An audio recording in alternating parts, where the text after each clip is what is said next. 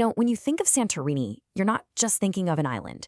You're really thinking of an idea, a story of survival rising right out of the Aegean Sea, all whitewashed and just glowing. Today, we're going to dive into how one of the ancient world's biggest catastrophes actually created one of its most beautiful places. And that quote, it just nails it. That's the heart of the story right there. This isn't just another pretty spot. It's a landscape that was literally born from fire and fury. It's a testament to resilience. So let's unpack how this paradise was born. So to really get Santorini, you have to look past those stunning, postcard-perfect views and dig into its deep, layered history. This is a place with a serious past, and that past is written right into its name. Or actually, its names, plural. Okay, what's so cool about this is how it tells a story all by itself. I mean, the ancient Greeks called it kaliste, which means the most beautiful. Makes sense. And Thera. But they also called it Strogili, the round one. The name we use, Santorini, that came way later from the Venetians, for a saint, Saint Irene. But I want you to hang on to that other name, the round one. Yeah, see? That name, Strogili, it hints at the central drama of this island's entire existence. It asks a question that basically unlocks the whole story. So let's just ask the obvious question here. If they called it the round one, why is it shaped like a croissant? I mean, something had to happen, right? The answer isn't some slow, gentle erosion. It's something way more sudden and violent. That gorgeous crescent shape we see today is actually the edge of a wound. And the answer is this word right here, caldera. The incredible thing to wrap your head around is Santorini is a caldera. That breathtaking view you get from the cliffs, you are literally standing on the rim of a giant, collapsed volcano, looking down into its crater, which is now flooded by the sea. And this shows you the whole before and after in a nutshell. Once upon a time, you had one big, round island, Strogili. Then, bam! Sometime back in the Bronze Age, one of the most powerful volcanic eruptions in human history just blew the center of it to pieces, leaving behind these shattered fragments that we see today.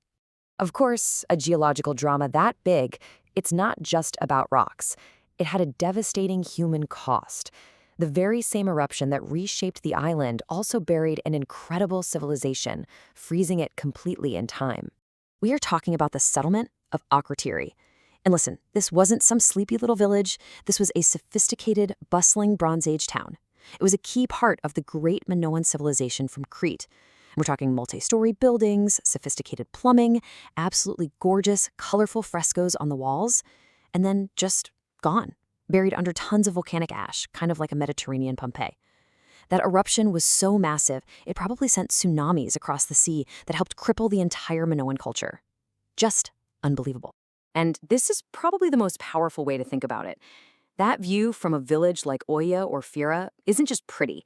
You are looking directly into a historical and geological scar that, over thousands of years, has healed into a place of pure wonder. So how exactly do we get from that cataclysmic past to the iconic beauty that's in every photograph? How does that connection happen? Well, the thing is, the eruption wasn't just an act of destruction. In a really strange way, it was an act of creation. It wiped the slate clean and gave the world a new, dramatic canvas that you just can't find anywhere else. And on that wild canvas, people came and built something truly extraordinary. You see, the beauty of Santorini isn't just nature. It's this incredible conversation between human creativity and a violent volcanic landscape. So you can almost think of it like a recipe for beauty, right? Step one is the volcano's gift, these sheer, dramatic, vertical cliffs of the caldera. Step two is the human response, that iconic, whitewashed architecture that's so brilliant for reflecting the intense sun.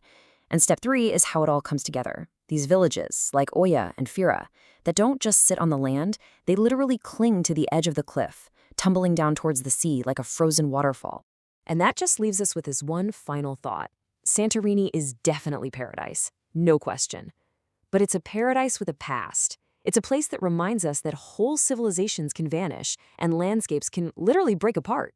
But from that ruin, something new can emerge, a kind of beauty that's maybe deeper and more powerful than simple perfection. It is, and it always will be, the beautiful survivor.